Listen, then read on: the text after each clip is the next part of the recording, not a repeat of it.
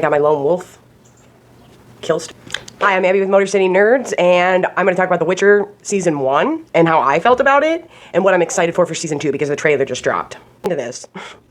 This caused such a ruckus in my life, just talking about The Witcher and how I felt about the first season. I played the first 2 games. I dated a hardcore gamer on and off for 6 years, and when I say hardcore gamer, I mean he was like in a sponsored Call of Duty clan.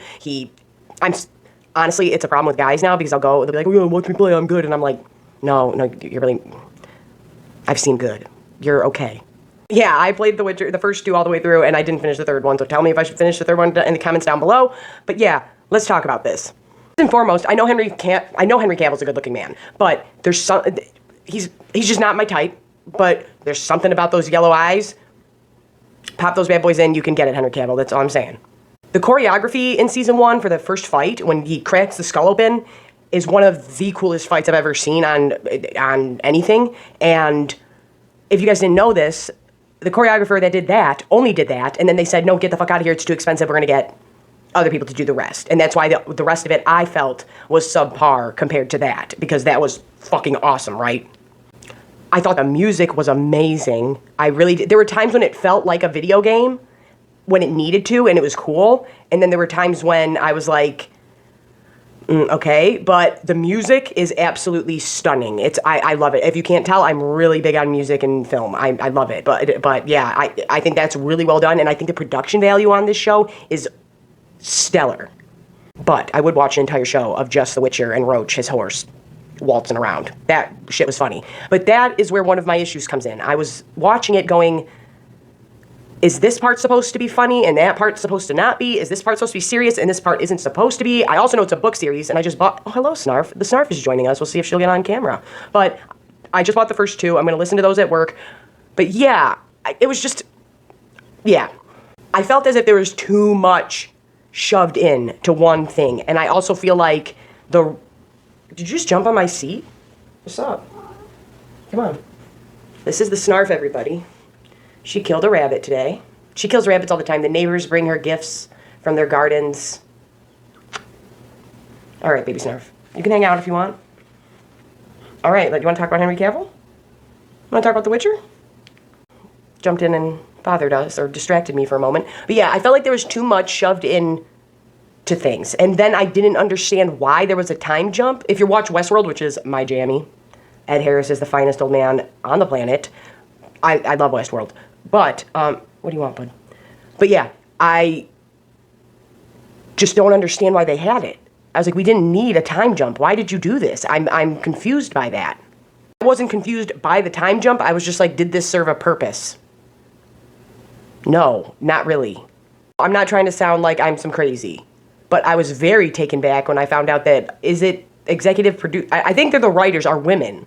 I was very taken back by that because I understand boobs make money and sex sells. That's a real thing. I wear a pleather outfit and my views double faster than any other video. So, you know, I get it. Boobs equal views. So, yeah. But I felt like there was a lot of unnecessary, at least in other things, when they show somebody having sex, it adds to the plot, or shows nudity, it adds to the plot. I know a lot of times they add a little extra in, because like I said, boobs sell, but small sex sells, but whatever. You know what I'm saying. I just felt like there was a lot of that, and then the Hunchback. Okay, so all you're telling me with, thank you, sweet baby, murderer, but the Hunchback, I felt like, okay, so let's push the message. Let's push the message forward that if you're not good looking, you aren't special. If she would have stayed that way or reverted, like that would have made more sense to me. I don't know if that happens, but that's all I'm saying. I thought that was odd, and then it was either this, being attractive matters and being attractive is special, or you're like the queen who's just a bitch and is very butch and is very, I'm gonna kick your ass, and coming from somebody who, not anymore, I've calmed down, but I'm ready to go, like, but I also know how to be demure and a lady, like, well, fuck that. Do you wanna know what? Fuck that. We shouldn't have to act like, we act like how we act. I'm a human being. But there are times when I'm not always like that, and I felt like they very hard-handedly stuck these characters into these roles hardcore, and then I was like, women wrote this? Women were a part of this storytelling? Because you're giving out real shitty fucking messages here. Thing I didn't like, well, honestly, Hunchback, she bored the fuck out of me. All of that was boring the fuck out of me. I'm like, okay, it's Hogwarts for girls, eels, shit, okay, whatever. It was fine, but I was like, why are you shoving so much at somebody all at once? I liked the Queen. I thought she was cool, but I was like, very generic. Be like this or be pretty, be like this and be like this. Even when they did the courting with the werewolf man or the porcupine man who showed up, it was like, oh yeah, you're like this, but I'm a badass and that's all I can be. When that's like, no, you can be a badass and be a lady and be, when I say the term lady, I just mean I want to put a dress on and be fancy one day and put my makeup on and shit. Because women can be complicated. They don't have to be in one single row of how they are, and then that's how it is. I didn't understand that, and like I said, I was very taken back when I realized women are the ones that were behind this. But I like Renfree's character, the chick who fights him in that fight scene. She's awesome, but once again, like I said, like it felt like they were all one note, if that's a good way to put it. But she was the best out of all of them. Bye, Snarf. I love you. You want me to let you out? All right, I'll let you out in a sec. I just feel as if the show hasn't found its footing, and it's good. It's fun. I like it. By saying these things, I'm not saying I dislike these characters or disliked season 1. I just was like, I don't think you found the right balance of comedy and drama and character development yet, but it's just season 1. So I'm not knocking it. I'm just saying, like, I think this show could be amazing, but I think that Netflix is shoving too much of it at us at once, because I know they have 18 spin-offs coming already. How about we wait a minute and pump the brakes? And it was just a lot to shove at people all at once, a lot of info. It was very confusing to an average person if you're not a super nerd or played the games or read the books. It's a lot to shove at somebody. They're planning it out so that it comes out with another game, I believe, another Witcher game, which, cool, do that, but it's like, you're really cramming it at us hard, and I don't know. I just feel like this is a show that hasn't found its footing yet, and I think once it does, it will be great. Oh, and I love that it uses practical effects. I don't care if people say they look bad, if some of it looks bad. I love practical effects, and I appreciate the fact that they're doing them. I really do. I think the production on this show is amazing. I think they have what it takes to make it amazing and great. They just haven't found the right balance yet of comedy and drama, and where do we mix that and where do we not mix that. That's just how I feel.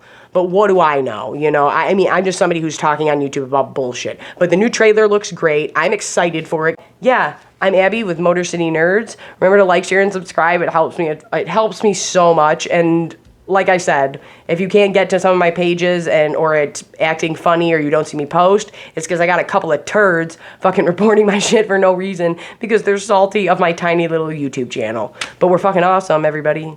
And remember to stay safe out there and have a good one. I'm sorry, can we talk about something really quick?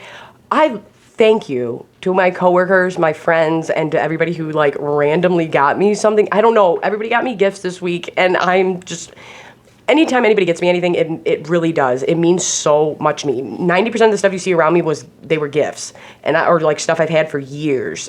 And now people are like, oh, I want to make the shelf, and I'm like, oh my god, you guys are so sweet. But and some of them didn't even know about my channel, and they got me. I'll show my headband off later, but my buddy Amanda from work got me a new headband, and it's awesome. But can we just talk about Donnie got me this, the 4-star.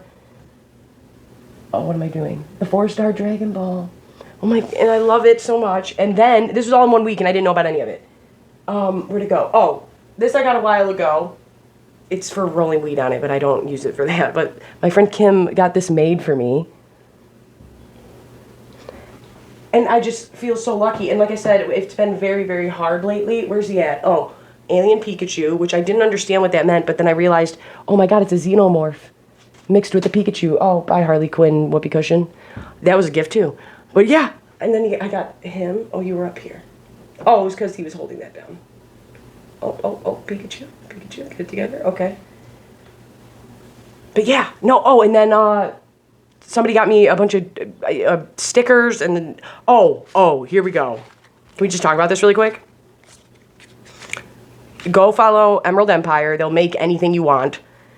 He made me stickers of faces on my thumbnails on YouTube, but some of them not. But These were shirts. This is what I had put on a shirt in 2014 for everybody at Movement Detroit, the Techno Festival. And so if you hit... And these are all stickers he surprised me with. Motor City Nerds.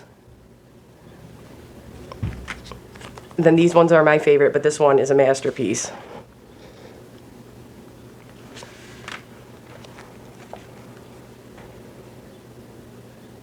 I love it. I love it. And I don't know why everybody was just like, oh, I thought of you and I grabbed this. And my buddy Nicole got me a Shenron painting. And I just, like, literally it makes me, I don't know. And we had a really, it has been really hard after losing everybody. And like I said, and then our fucking dock collapsed over the weekend. But a tree did fall through our racist ass neighbor's cabin. And I don't give a fuck. Fuck him. He was an asshole. And I don't feel bad. But yeah, our dock collapsed because we had a huge major storm. So Mom hasn't been here. So I'm just about to do Falcon and Winter Soldier on my own. Which sucks because I miss her.